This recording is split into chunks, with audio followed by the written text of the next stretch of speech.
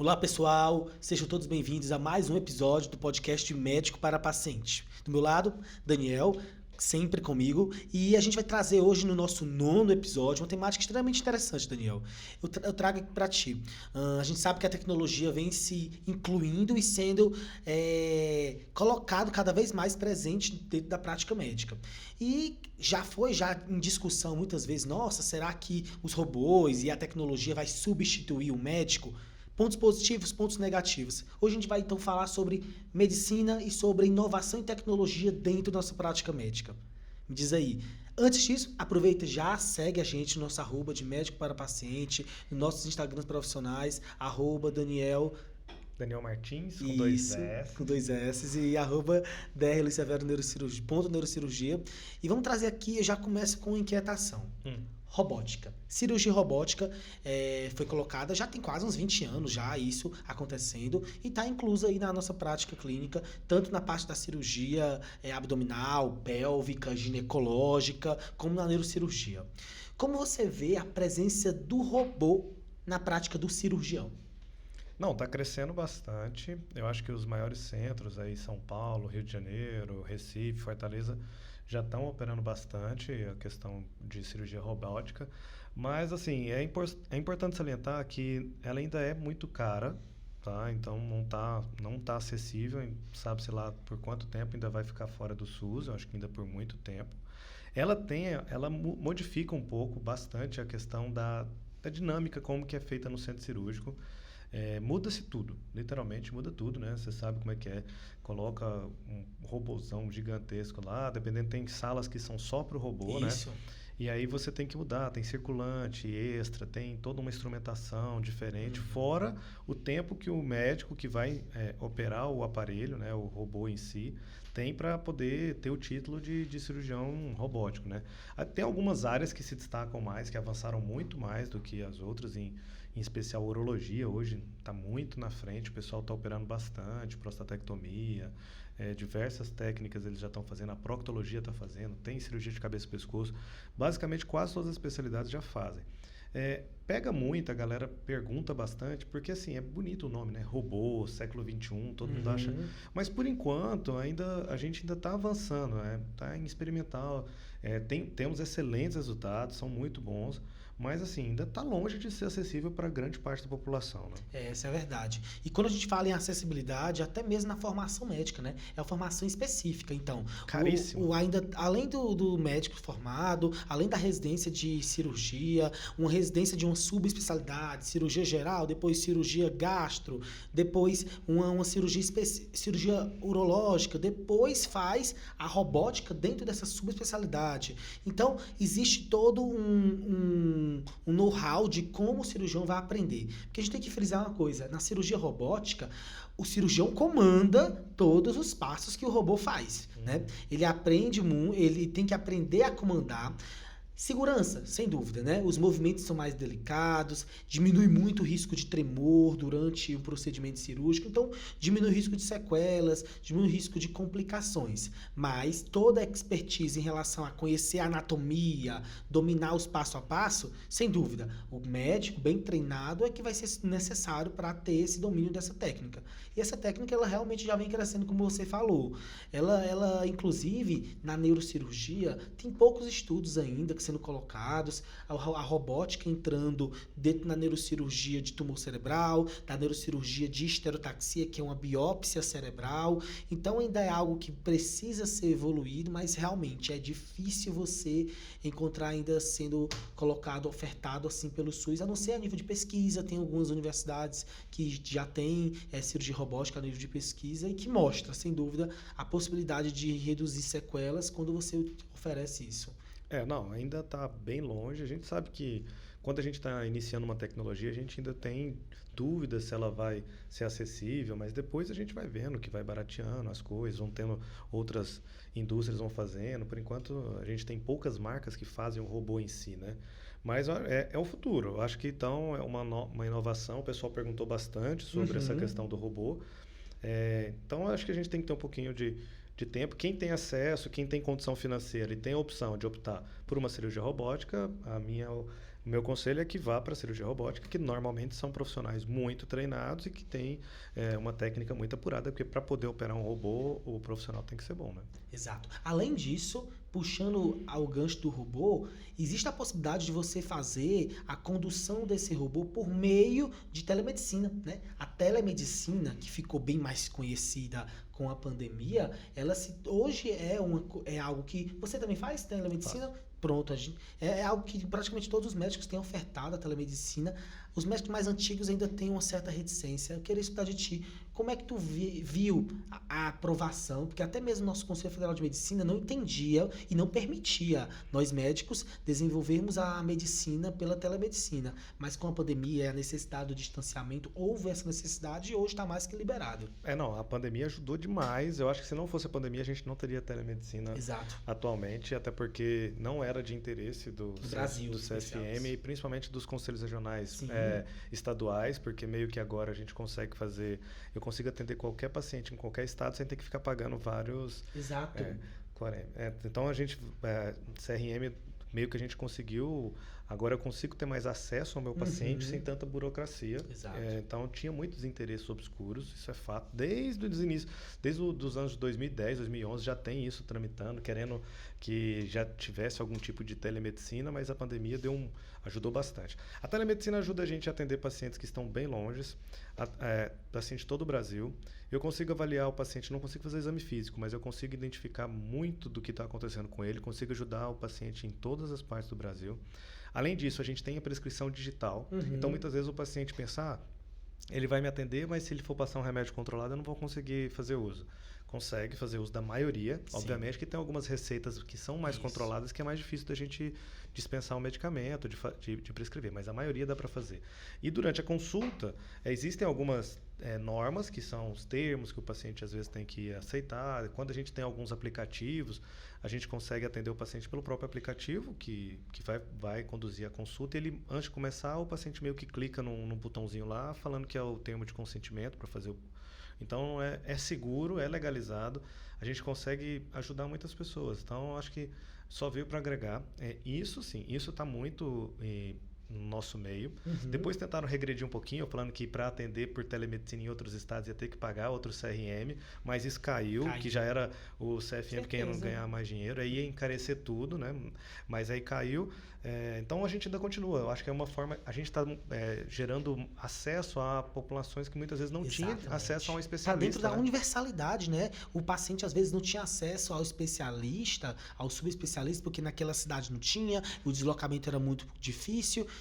Isso ajuda na universalidade do paciente idoso. Faz parte dos princípios do SUS, exatamente. Né? Inclusive, os hospitais públicos estão também entrando nessa proposta de oferecer aos pacientes da rede pública também a possibilidade da telemedicina, que é fundamental. Então, eu permito para aquele paciente que tem restrição de mobilidade, permito aquele paciente idoso, permito o meu paciente que está com algum quadro respiratório ou que precisa estar afastado, com isolamento. Isso faz com que eu garanta um acesso à informação, um acesso a uma consulta especializada. Beleza, temos um ponto que é um problema, o exame clínico. Com certeza, a telemedicina, ela não bota em xeque a validade da consulta. Você consegue fazer uma consulta de boa qualidade. E lembrando, muito do que a gente já conversou aqui nos episódios, o diagnóstico, quem diz, é o paciente. Então, a consulta, a gente questionando e dando espaço para ele questionar e para ele colocar os sintomas, a gente vai conseguir dar a maioria dos diagnósticos.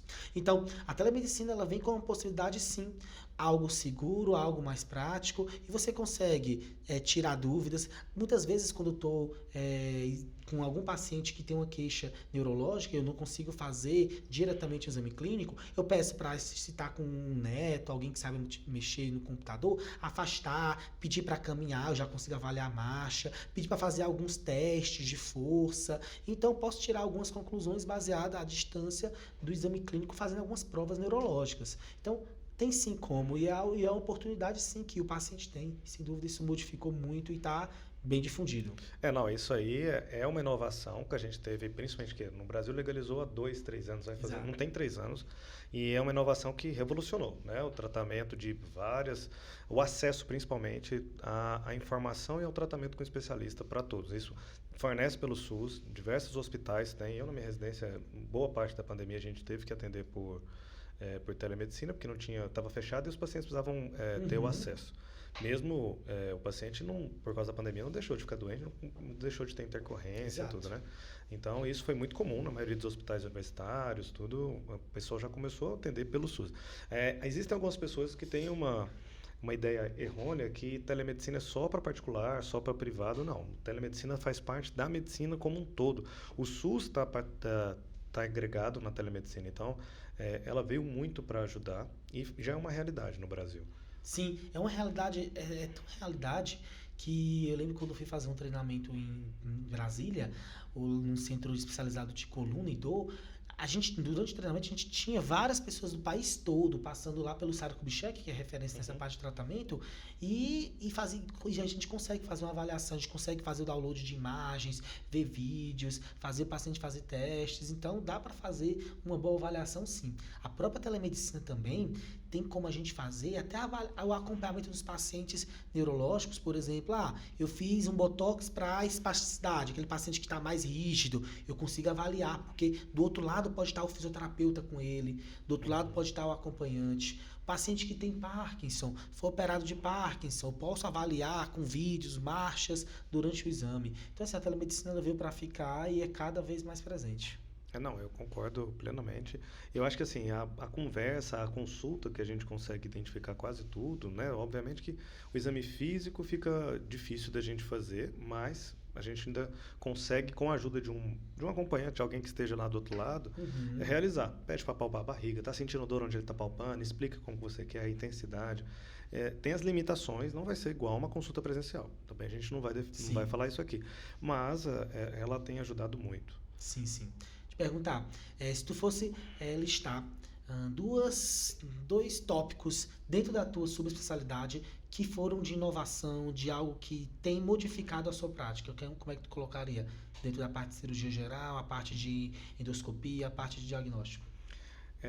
De inovação, primeiro, pensando em endoscopia, hoje a gente já consegue avaliar câncer câncer primário de esôfago, estômago, algumas alterações que antigamente a gente precisava usar corantes, que a gente chama de cromoscopia.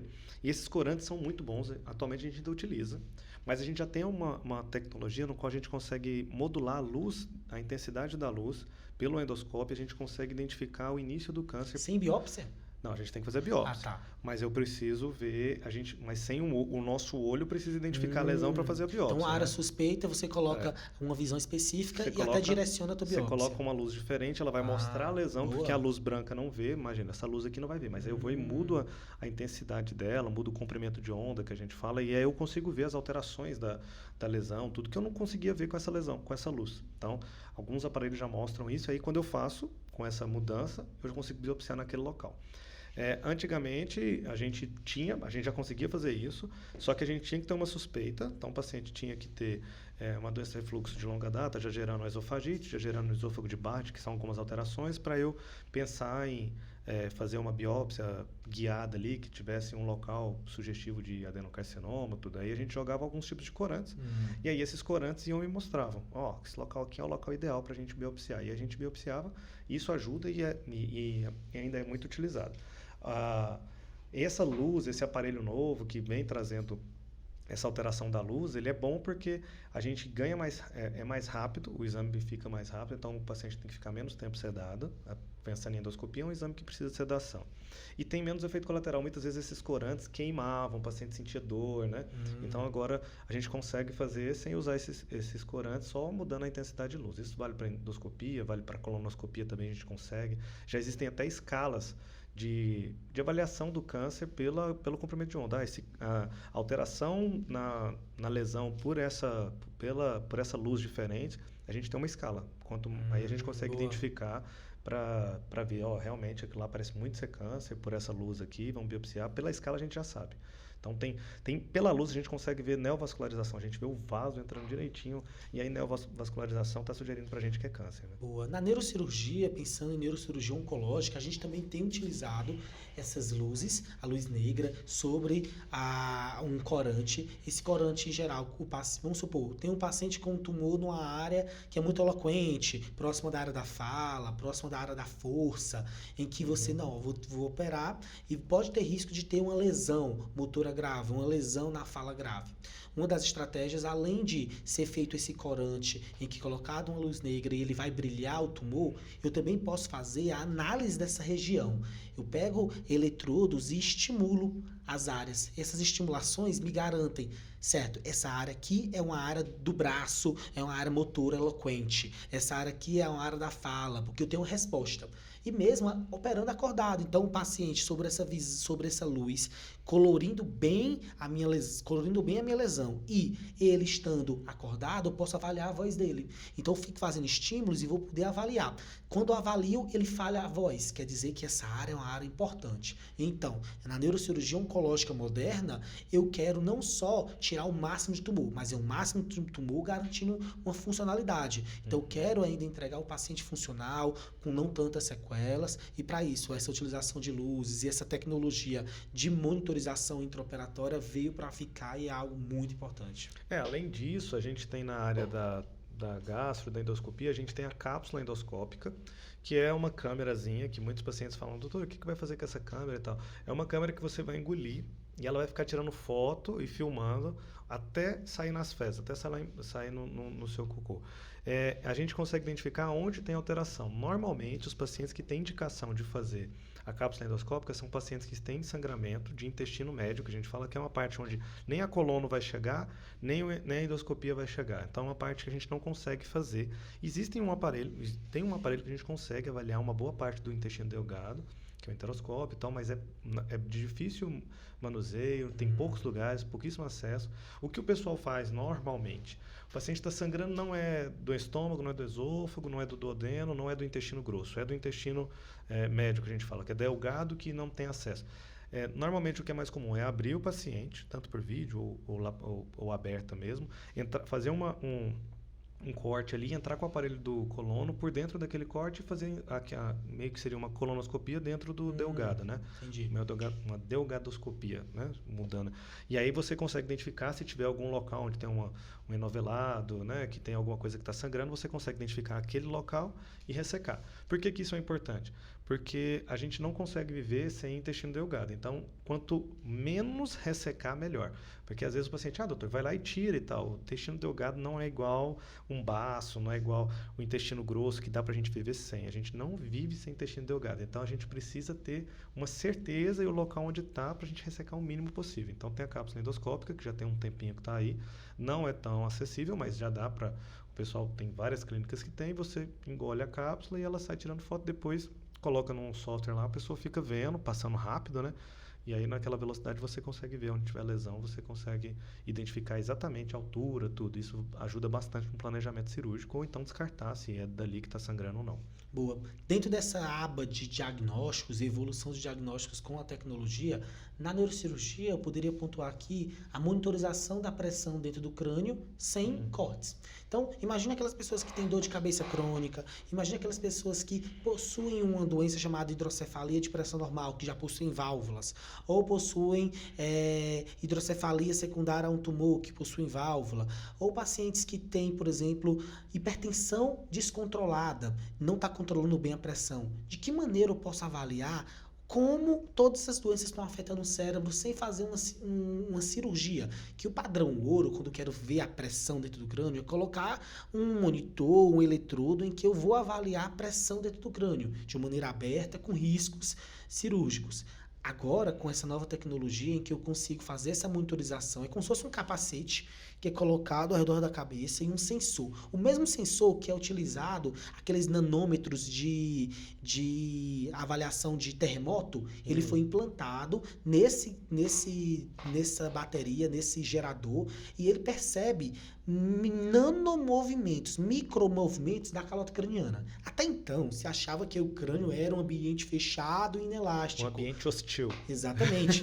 Só que Ainda é para ainda é, quem né? não é neurocirurgião, é um ambiente bem hostil. Exato. Viu? Só que hoje, como começou a perceber, baseado nessa teoria, que anteriormente era uma teoria muito conhecida, hoje entende que existe sim pequenas distensibilidades e essas alterações estão associadas com, seja a pressão aumentada do crânio, seja a complacência, a capacidade do cérebro de se ficar elástico e se moldar. Então, com essa monitorização de pressão intracraniana, eu posso fazer acompanhamento de pacientes que têm cefaleia crônica e introduzir medicações que diminuam a produção de LCR, por exemplo.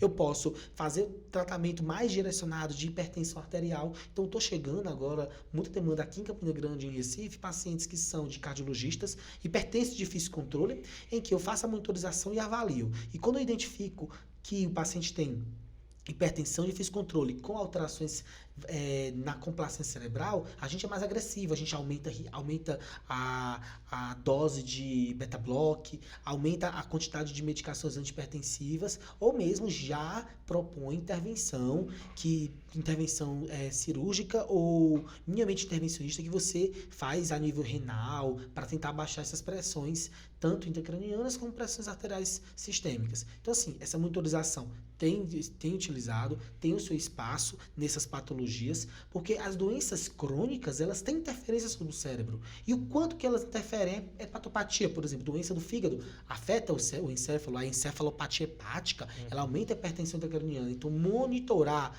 esses níveis de pressão e complacência cerebral, hoje é uma evolução e tem facilitado alguns diagnósticos. E, por exemplo, aquela história de tratar o Parkinson com eletrodo, como é que é? Tá Sim. mais acessível? Como é que é isso? Cirurgia de Parkinson é algo também que cada vez mais presente e é uma realidade. Anteriormente, quando se descobriu lá a levodopa, que é a medicação que trata o Parkinson, em 1960, achou-se que isso estava resolvido o problema da doença de Parkinson. Só que depois começou-se a perceber que os pacientes, com o tempo, passavam a ter efeitos colaterais da medicação. A medicação começava a ter que ser aumentada cada vez mais. E vinha a velha história. Doutor, há 4 anos atrás eu começava a tomar a medicação e ficava 4 horas bem. Agora, eu com 40 minutos fico travado de novo. E se eu tomo uma medicação com maior quantidade, eu começo a ficar todo mole, eu começo a ficar muito mole, eu começo a ter movimentos estranhos. Então começaram a ter as complicações do uso crônico da levodopa. Então veio a cirurgia. O DBS, que é uma sigla do inglês, Deep Brain Stimulation, que é a estimulação cerebral profunda. É o quê? É um eletrodo que é colocado numa área específica do cérebro, lá no fundo do cérebro. E esse eletrodo ele faz um campo magnético. A gente entende que na doença de Parkinson existem estruturas que estão muito ativas no cérebro. O eletrodo ele tem o objetivo de quê? De modular, de modificar, de reorganizar a casa que está desajustada. Daí, o neurocirurgião funcional, que é uma das suas especialidades que eu faço, você coloca esse eletrodo e esse campo magnético modula, esse campo magnético reorganiza e o paciente melhora os sintomas. Mas reforço. Ora, então eu tenho a cura da doença de Parkinson? Não, a gente não está curando. A doença de Parkinson não tem cura, infelizmente. Mas eu, com a cirurgia do Parkinson, eu vou melhorar os sintomas motores. O paciente vai melhorar o tremor, vai melhorar a rigidez, vai melhorar os efeitos colaterais do uso prolongado da levodopa. E, portanto, eu estou melhorando a qualidade de vida. É aquele paciente, por exemplo, que está sem conseguir trabalhar, sem conseguir dirigir por conta do tremor. É aquele paciente que está rígido, toda hora está muito duro ou fica muito mole. Hora está bem, hora está mal, hora está bem. Então, é o que chama de on-off, on-off. Então, a cirurgia do Parkinson, ela vem com esse objetivo de entregar qualidade de vida. Eu não curo a doença, mas eu melhoro o tremor, a rigidez, a lentidão dos movimentos, eu posso melhorar a marcha, eu posso melhorar o sono. Então, realmente, a cirurgia de Parkinson tem, sim, ela já é liberada no rol da ANS, então pacientes que têm planos de saúde são liberados. desde que sigam as regras de ter pelo menos 5 anos de doença, ser avaliado por um neurologista, e já está em falha de tratamento, já está tomando várias medicações e não está tendo uma boa resposta. É a principal indicação. Mas no SUS também a gente tem, sim, os hospitais credenciados para neurocirurgia, tem a liberação e está sendo conseguido fazer sim. E a questão cognitiva nesse paciente com mal de Parkinson, ela melhora ou é só a questão motora? Só a questão motora. O paciente Inclusive, vai perder um pouquinho. a doença continua, a perda neuronal continua. Se eu desligo o aparelho, voltam os sintomas todos. Por isso que há necessidade do acompanhamento desse paciente. Inclusive, pacientes que já estão com demência, casos avançados, 15 anos de doença, infelizmente não serve mais para cirurgia. Não tem indicação de cirurgia para o DBS. Porque como o DBS ele faz essa modulação cerebral, eu posso piorar a demência se o paciente já tiver um início de demência. Então precisa realmente ser bem avaliado por um especialista. E para Alzheimer, tem alguma coisa aí? Porque assim, quando eu converso com meus avós, minha mãe, muita gente, a maioria das pessoas assim que são adultos que já estão adultos não tão jovens, que estão mais próximos de ficarem idosos, eles têm o maior medo das pessoas é de ter Alzheimer, né? Porque quando a gente pensa em alguma coisa, eu também, se for pensar, a cognição é o que eu tenho o maior medo é de perder, de ficar com déficit cognitivo do que perder mobilidade, essas coisas, né? Então, a maioria das vezes a gente quer manter o cérebro intacto, eu quero entender, eu quero conversar, eu quero lembrar das coisas, né? Para Alzheimer, tem alguma coisa assim mais nova? Ou a gente só tem os medicamentos que... O que está evoluindo é no diagnóstico. Mas, infelizmente, o tratamento e o estacionamento da doença continua o mesmo. A doença é uma doença crônica, degenerativa e incurável, que eu vou perdendo células da região que faz o processamento e a memória. Então, o paciente vai ter essas alterações de memória, alteração de comportamento. Só que o que a gente fica observando é que com o avanço tem trazido a identificação de substâncias no sangue e no líquido que corre pelo cérebro e pela medula, em que eu posso analisar e verificar um pouco mais precoce. Só que, infelizmente, as medicações não mudaram muito. As medicações, elas curam? Não. As medicações, elas vão deixando um pouco mais lento essa progressão de piora cognitiva, mas a evolução em relação à cura, em relação a tratamentos, ainda não avançaram muito, infelizmente. Temos basicamente 3, 4 medicações para a doença de Alzheimer. Que segura uns 6 meses, 1 ano, né? Em relação a segurar, depende muito. Depende muito. Tem paciente que você inicia e ele vai ficando bem. Depende muito do estágio que iniciou. No estágio inicial, ou estágio moderado, você iniciando a medicação, o paciente vai ficar 4, 5, 8 anos bem. Só que aí você... Bem por quê? Porque a evolução da doença é lenta. Claro, temos aquelas demências rapidamente progressivas, temos as demências do Alzheimer precoce, que a evolução é um pouco mais acelerada. Mas no Alzheimer clássico, que apareceu com 70, 80 anos, ele vai demorar em torno de 10, 12 anos para ter toda aquela perda cognitiva até o paciente ficar extremamente acamado e dependente. Então as medicações elas tendem a quê? A melhorar o comportamento, a melhorar o sono, a melhorar o discurso, a linguagem, mas a doença continua evoluindo. Então, quando eu estou avaliando esses pacientes, eu peço para voltar para mim com 4 meses, porque não adianta fazer avaliações muito próximas. É uma doença muito grave, uma doença que é muito incapacitante e que o grau de melhora é muito discreto. E pensando assim, tem alguns filmes que tratam de evolução na neurologia, e tem um filme que eu esqueci o nome, que tem uma pílula que a pessoa fica mais inteligente. Até que ele toma, ele consegue jogar, ele consegue fazer um monte de negócios e tal. O paciente tem algum avanço, alguma coisa assim, algum remédio que estimule a produção de neurotransmissores, que vá melhorar a cognição, assim, tem algum estudo? Veja, medicação, na verdade, não. Quando está se falando em perda cognitiva, antes do paciente se tornar um quadro de demência, em que ele tenha perda de memória, com alteração de comportamento, perda de funções dentro de casa, ele pode desenvolver um quadro de déficit cognitivo leve.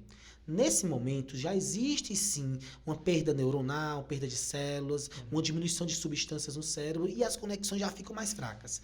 Existem sim algumas, não seriam medicações, mas são suplementos de antioxidantes, de aminoácidos essenciais, que podem estimular essa cascata e melhorar as conexões cerebrais. Então existem alguns vendidos em farmácia, só que são extremamente caros. Eu lembro que para minha mãe, na época que ela iniciou um quadro também de perda cognitiva, passou por uma avaliação neuropsicológica, com o neurologista também, e foi concluída de que ele estava iniciando um quadro demencial. A gente, inclusive, até iniciou algumas, só que é muito caro, realmente muito caro. Nessa mesma linha de tratamento de demências, o que a gente tem observado o que pode melhorar a minha cognição? Sem dúvida é algo que não é novo, que é o quê? Atividade física e uma boa alimentação. E claro, o acompanhamento neuropsicológico. Então, você faz um acompanhamento, terapia ocupacional, você faz investimentos na parte das terapias multidisciplinares e uma alimentação e atividade física é o que vai melhorar a sua cognição. O restante tem pouca evolução e também é muito gasto para pouca resposta. Em questão de neuroproteção, muitas vezes a pessoa fala, eu não vou ter Alzheimer porque eu faço neuroproteção e tal, jogo xadrez, leio muito e tal. Isso realmente evita da pessoa ter Alzheimer ou ela vai ter de qualquer maneira, só vai postergar um pouco mais? Sim, diminui sim o risco, porque o Alzheimer dito familiar, ele é muito pouco prevalente. Então, meu pai teve Alzheimer, eu devo ter? É menos de 5% a associação familiar. É o ambiente e as nossas tendências genéticas próprias que vão desenhar o paciente com Alzheimer. Então, é o paciente que, os fatores de risco que estão desenhados ali, vai ser o paciente que tem menor nível cognitivo, é um paciente que pouco estimula o cérebro, então não lê, não escreve, estuda pouco, é o paciente que tem hipertensão, diabetes, que já também traz problemas vasculares na vascularização e irrigação do cérebro, é um paciente tabagista. Então são diversos fatores, como é um paciente que não faz atividade física, obeso. Então são fatores diversos ambientais. O ambiente é uma das principais causas do desenvolvimento da doença de Alzheimer. Legal. E tem mais alguma coisa de novo aí que o pessoal perguntou para você? Eu vi aqui no Instagram uma coisa que eles tinham colocado em relação a... a gente sabe que vídeo laparoscopia, né, que é aquele por vídeo, tira a vesícula, tira o apêndice, isso já não é novidade, já é de praxe. Houve alguma... Só que a gente sabe que essa técnica, então, quando foi lançada, houve todo o treinamento dos cirurgiões e minimizou, sim, os riscos. Houve alguma evolução nessa técnica de videolaparoscopia em relação... Porque uma das coisas que eu lembro que era sempre colocado, que você coloca um gás, né? É gás CO2, né? Gás carbônico, que você dilata. Existe algum estudo que minimize riscos, porque quais serão os riscos de uma videolaparoscopia? TVP, tem risco, alguma coisa vascular? Não, TVP tem um pouco, mas é menor do que se comparar com fazer aberta, dependendo da cirurgia, se a cirurgia for... A única coisa assim, que vai piorar um pouco na ventilação, o anestesista tem que aumentar um pouco ali a ventilação do paciente, que na hora que começa a fazer a opinião peritônica, que é jogar o ar dentro da barriga, a ventilação fica difícil. O paciente, para respirar, imagina, ele respirar com aquele tanto de gás dentro da barriga dele. Então, ele precisa de uma ajuda melhor, tanto é que quando a gente vai começar a injetar o excesso de gás lá dentro da barriga para deixar a cavidade cheia de ar, para eu poder enxergar, poder operar, a gente avisa para o anestesista, vou começar a fazer o pneu peritônio aqui, aí ele já dá uma mexida lá nos aparelhos, aumenta a pressão, faz... E aí, para o paciente não sentir tanto. Até quando a gente está no início de fazer e faz sem avisar o anestesista, eles você fez aqui, o paciente não estabilizou, aí você leva uma bronquinha do anestesista. Mas isso aí... atualmente a gente está mantendo. A única coisa foi que ficou mais difundido, tá até mais acessível. O SUS faz. O SUS faz tranquilo, é verdade. E a gente está operando quase que de tudo. Dá para fazer quase tudo que se faz aberto. Oncologia, dá para fazer intestino, dá para fazer colectomia total, que é retirar o intestino grosso todo. Redução gástrica, né? Tipo, gastroplastia. Ultimamente, praticamente só faz por vídeo. É muito... em alguns casos que faz aberto quando não tem acesso ao vídeo, mas a preferência é fazer por vídeo. Então, dá para fazer redução, cirurgia bariátrica por vídeo, cirurgia oncológica, cirurgia urológica, ginecológica, dá para fazer tudo. Praticamente tudo que se faz por cirurgia aberta dá para fazer por vídeo. Basta ter a técnica e ter o material disponível. Né? Na questão dessa tecnologia foi que ela ficou mais acessível e como o treinamento também ficou mais acessível, não é tão caro. Se isso acontecer também com a robótica, beleza, então não vai ficar tão caro para fazer o treinamento. Hoje em dia tem que ter horas e horas, é como se fosse uma carteira de piloto de avião. Você tem que ter uma quantidade de horas enorme para poder habilitar aquele aparelho sozinho. Então, muitas vezes o cirurgião que vai fazer cirurgia oncológica, o cara já opera há muito tempo, por vídeo, tem uma expertise sensacional. E para operar por robô, ele tem que ficar 5, 6 anos, até completar uma quantidade de horas altíssima. E nesse meio tempo ele pode ficar operando, mas na verdade ele ainda não tem habilitação para operar sozinho. Vem alguém dos Estados Unidos, alguém que já tem essa carteira no Brasil em algum lugar, que vai lá e ele fica operando, mas com o cara do lado. Então você tem que pagar 2 cirurgiões, então a cirurgia ainda está muito cara. Então acho que à medida que tiver mais pessoas que tenham essa carteira de habilitação, entre aspas, para poder operar o aparelho, então acho que a tendência é ficar mais difundido. Por enquanto, a robótica não está e a videolaparoscópica está bem mais difundida, o SUS está fornecendo, então é uma realidade bastante interessante. Essa sim é a morbidade, então a recuperação é melhor, né? Tem menos problemas pós-operatórios comparado com a cirurgia aberta. É bem legal, é importante. Algo que é novo em especial, porque foi liberado para a nível de ANS nos planos de saúde, endoscopia de coluna. Então, imagina você tratar uma hernia de disco, tratar uma artrose grave com uma grande protrusão, por endoscopia, uma incisão muito pequena, uma alta no dia seguinte, muitas vezes, e o paciente, uma cirurgia que não dura mais do que 1 hora. Então, a cirurgia de endoscopia de coluna, ela entrou no rol da ANS no ano passado, então facilitou para as pessoas que têm plano de saúde. No SUS, infelizmente, ainda não tem muito acesso, só alguns hospitais, e isso tem trazido diminuição de tempo de internação, riscos de complicações, menor risco, já que eu tenho uma incisão, um corte menor risco de infecção de ferida operatória e rejeição de enxertos, rejeição de próteses que podem ser colocadas a nível de disco. Então, hoje, a cirurgia endoscópica é algo que veio para ficar e, claro, ela traz o que ela se propôs. Melhora o quê? A cirurgia endoscópica vai melhorar a dor que vai correndo para a perna. Então, aquele paciente que tem uma dor lombar correndo para a perna, passa pelo glúteo, coxa, perna, pé, queimando, ardendo, típica hérnia de disco, a cirurgia endoscópica está sendo cada vez mais difundida, liberada e com muitos e muitos cirurgiões tendo feito treinamento, trazendo então essa oportunidade para o paciente de ter uma cirurgia mais rápida, menos invasiva. Com certeza é algo que tem entrado como uma boa opção no tratamento da dor.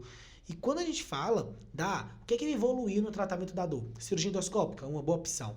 Outra coisa que tem trazido, que já é antigo, mas que está cada vez mais se difundindo, é a radiofrequência. Nessa radiofrequência, a gente sabe que quando o paciente tem essas dores crônicas, joelho, ombro, coluna, os nervinhos que estão inervando essas regiões estão todos de uma maneira, como eu posso dizer, hiperativos, funcionando demais. Por isso que a dor fica aparecendo toda hora. A radiofrequência é colocar um eletrodo em que você queima esse nervinho, o nervinho da dor. E essa queimadura pode durar meses a anos e o paciente ficar muito bem da dor. Então, a radiofrequência também é uma inovação, algo que entrou para ficar na neurocirurgia funcional, na neurocirurgia, na medicina da dor, que tem trazido uma melhora da qualidade de vida dos pacientes. A gente usa a radiofrequência também na endoscopia para esôfago de Barrett. Então, quando o paciente tem uma parte, que esôfago de Barrett nada mais é do que a transformação do epitélio do esôfago em intestino.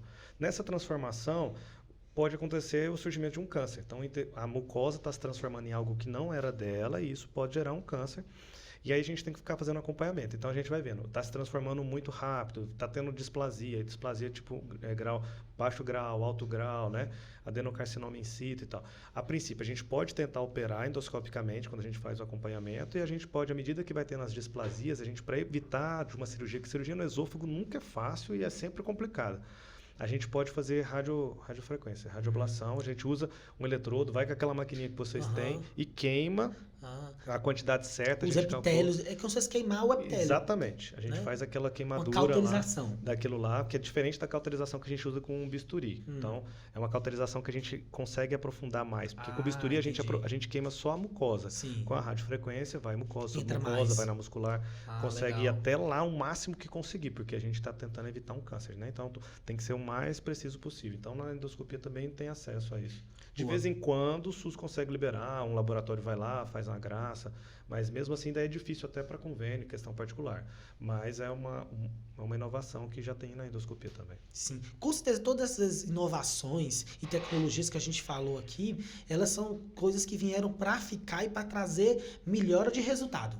Seja diminuir o risco cirúrgico, seja diminuir o tempo de cirurgia, diminuir complicações, diminuir risco de infecção, aumentar a oferta e acesso para os pacientes. Então, assim, evolução de inovação e tecnologia, ela é fundamental, ela é necessária e nesse contexto aqui, até atualizando um pouco os pacientes que moram aqui em Campina Grande, o HELP, que é o hospital aí da Unifacisa que está vindo, ele vem nessa perspectiva, né? Como até o slogan do próprio HELP coloca, o hospital que vem no futuro, ele vem com essa perspectiva de alto poder tecnológico, uma gama imensa de profissionais super especializados e que tem prometido, então, trazer uma medicina moderna, humanizada e que, de última geração, com algo de última geração. Muito bom, muito bom.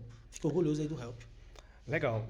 Galera, muito obrigado. Se você gostou, curte o nosso vídeo, deixa o comentário se você quer saber um pouco mais, algum tema que você tem de sugestão pra gente, né? Porque Exatamente. a gente vai gravar, algum especialista, a gente está aberto a dicas aí. Show de Um bola. forte abraço, obrigado, Luiz. Mais uma vez, obrigado, boa noite.